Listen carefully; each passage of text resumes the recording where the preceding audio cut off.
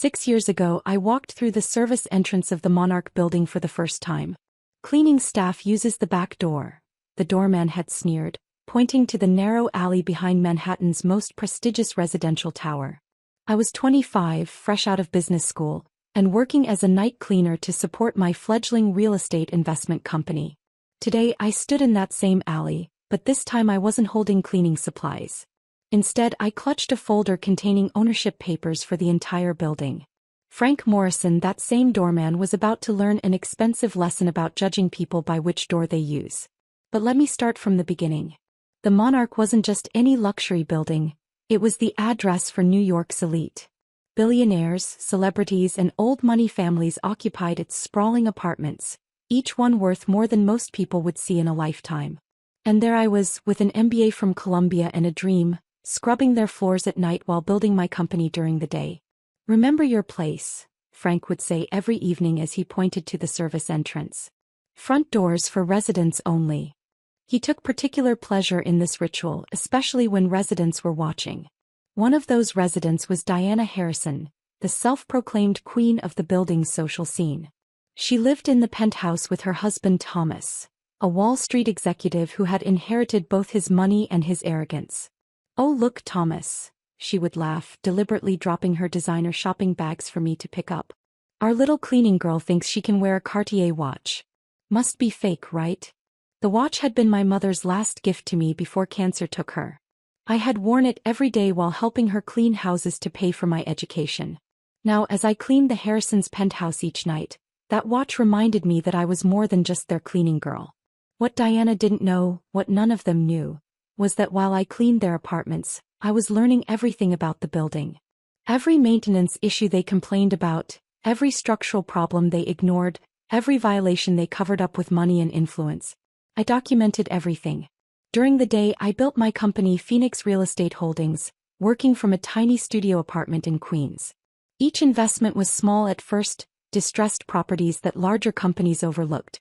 But I had learned from my mother that success isn't about starting big. It's about starting smart. "Sophia," my best friend Maya would say, "why keep cleaning their apartments? You're making good money with Phoenix now." But I stayed because I had discovered something about the Monarch that none of its wealthy residents knew. The building was in trouble. Serious trouble. The first sign came during a night shift when I overheard Thomas Harrison arguing with the building manager. "These maintenance costs are unsustainable," the manager had warned. "The building's infrastructure needs a complete overhaul." Thomas, in his infinite wisdom, had laughed it off.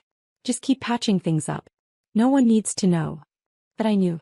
Every night as I cleaned their marble floors and crystal chandeliers, I gathered information. Building reports mysteriously appeared in my phone's camera roll. Maintenance logs found their way into my growing file. The residents were too busy looking down their noses at me to notice what I was really cleaning, their secrets. Then came the night that changed everything. I was cleaning the Harrisons' penthouse when I overheard Thomas on his phone, his voice urgent and afraid. "The bank's calling in our loans," he hissed to someone. "The building's underwater. We need to sell before everyone finds out." I smiled as I pushed my cleaning cart past his home office. What Thomas didn't know was that Phoenix Real Estate Holdings had spent the last year quietly buying up the Monarch's debt through various shell companies. Every time they refinanced to cover their mounting maintenance costs, my company was there, hidden behind layers of corporate paperwork. The residents continued their ritual humiliations, blissfully unaware that their cleaning girl was slowly becoming their creditor. "Use the service elevator," Frank would remind me each night, enjoying his little power trip. "Wouldn't want to offend the residents with your presence." I took the service elevator dutifully, but not before noting how the main elevator's maintenance logs showed critical failures waiting to happen.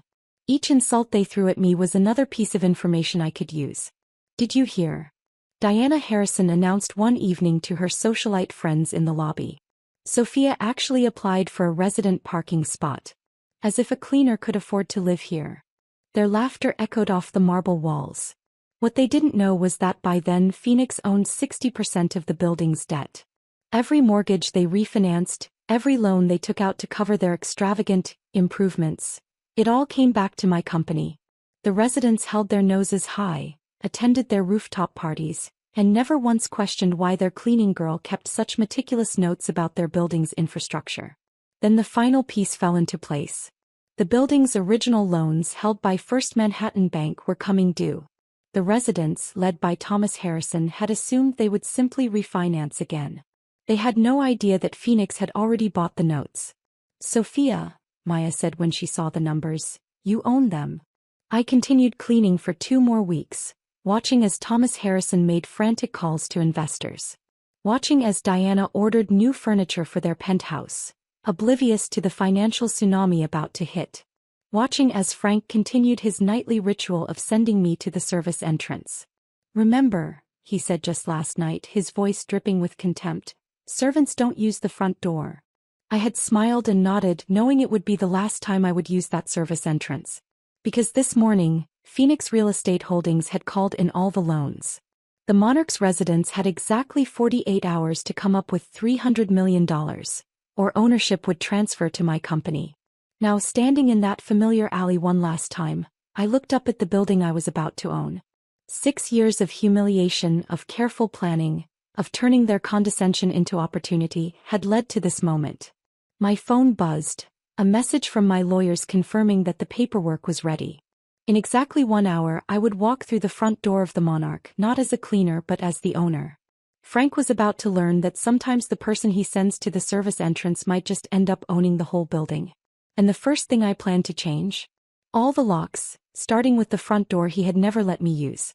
At exactly 9 a.m., I walked toward the Monarch's front entrance, my heels clicking against the sidewalk. No cleaning cart this time. No uniform. Just a Chanel suit that cost more than Frank's monthly salary and the quiet confidence of someone who knew they held all the cards. Frank was at his usual post, examining my approach with growing confusion. I watched recognition dawn in his eyes, followed by his practiced sneer. "Service entrance is around back," he started, but I cut him off by holding up the building's ownership papers. "Actually, Frank, I'll be using the front door. In fact, I'll be using any door I want in my building." The color drained from his face as he read the Phoenix Real Estate Holdings letterhead. "Your building." "That's right." I smiled, remembering every time he had pointed me toward the alley. "And you're in my lobby." Before he could respond, Thomas Harrison burst through the front doors, his face red with panic. He had spent the night trying desperately to raise the $300 million needed to save the building. I knew because I had cleaned his office while he made the calls. "Where is she?" he demanded, then stopped short when he saw me. "Sophia? What are you? Why aren't you in uniform?" "Because, Mr. Harrison, I'm not here to clean. I'm here to collect." The lobby fell silent. Residents who had been hurrying past suddenly stopped, turning to watch the scene unfold. I spotted Diana Harrison frozen on the grand staircase, her morning yoga mat forgotten in her manicured hands. "This is impossible," Thomas sputtered. "You're a cleaner." "No, Mr. Harrison. I'm the CEO of Phoenix Real Estate Holdings, the company that now owns every loan, every mortgage, and as of this morning, every square inch of the Monarch building." Diana's yoga mat hit the marble floor with a soft thud. But you cleaned our penthouse just last night." "Yes, I did. And I noticed you still haven't fixed that leak in the guest bathroom." "Don't worry, it's on my list of urgent repairs. Along with replacing the doorman." Frank took an involuntary step backward, bumping into his desk. My lawyers chose that moment to enter, carrying boxes of documents.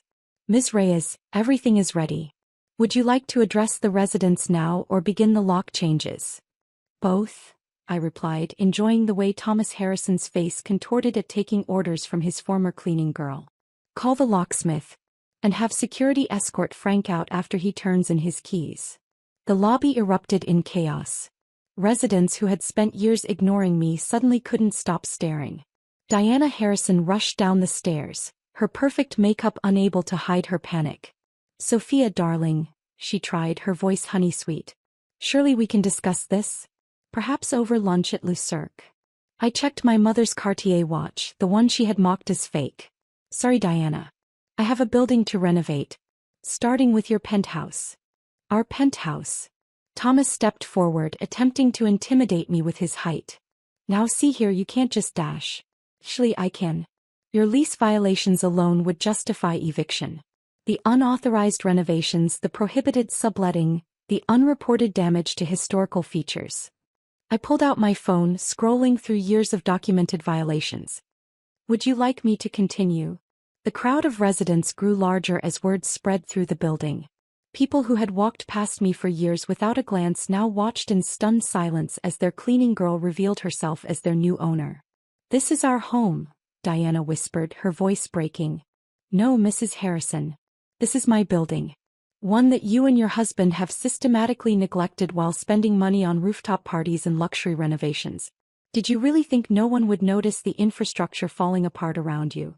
Security arrived with boxes for Frank's personal items. He stood frozen, watching as they began removing his nameplate from the desk where he had sat in judgment of others for 15 years. "The service entrance," he managed weakly. "I was just following orders about the service entrance."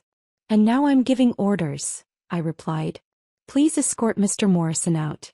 Through the back door, of course. After all, former employees shouldn't use the front entrance." The irony wasn't lost on anyone in the lobby. My contractors arrived next, carrying plans for the building's desperately needed renovations. Each improvement I had secretly documented over 6 years would finally be addressed. The residents watched in helpless silence as their neglect was literally mapped out in front of them. "You have 30 days, I announced to the gathered crowd.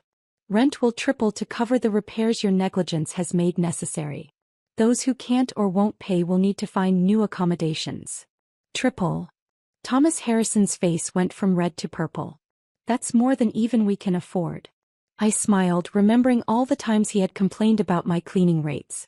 "Well, Mr. Harrison, perhaps you should have thought about affordability before ignoring the building's maintenance for so long. I hear there are some lovely apartments available in Queens." Diana grabbed her husband's arm, her voice rising hysterically. "Thomas, do something. She was our maid."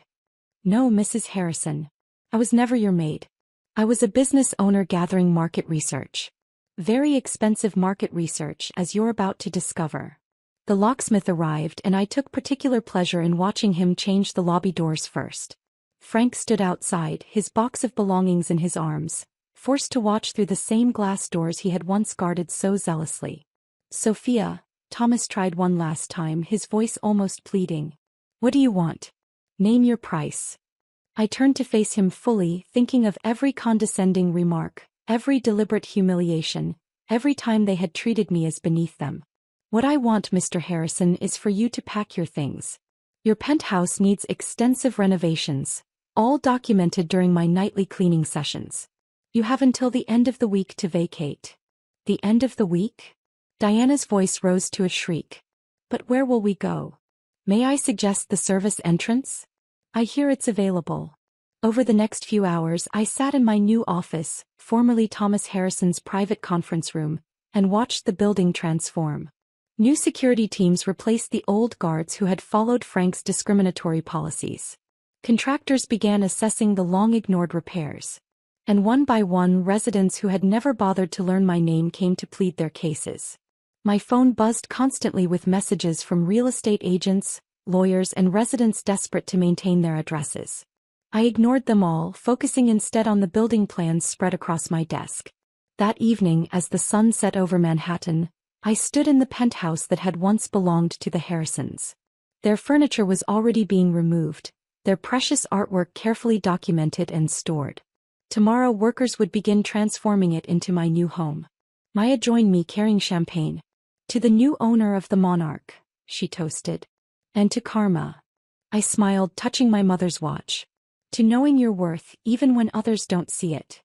Through the floor-to-ceiling windows, I could see Frank standing on the sidewalk, still in his uniform, staring up at the building he had guarded so jealously. Diana Harrison sat in her parked car, mascara streaking her cheeks as reality set in. And Thomas Harrison was being escorted out by security after attempting to enter through, ironically, the service entrance. "What will you do with the building now?" Maya asked. "Restore it. Renovate it. Make it what it should have been all along, a place where people are judged by their character, not their job title." I touched the cool glass of the window, remembering all the nights I had cleaned these same panes while plotting this very moment. "And the service entrance?" "Oh, that's being renovated too. From now on, the Monarch will have only one entrance, the front door. And it will be open to everyone who deserves to be here. The next morning, a new sign appeared in the Monarch's freshly polished lobby. Welcome to the Monarch building, where every entrance is the right entrance. And above it in smaller letters, under new management Phoenix Real Estate Holdings, Sophia Reyes CO. As I walked through the front doors, I thought about how sometimes the best revenge isn't about getting even. Sometimes it's about rising so far above those who look down on you that they have to crane their necks just to see where you've gone. And sometimes, just sometimes, it's about changing the locks on the front door they never let you use.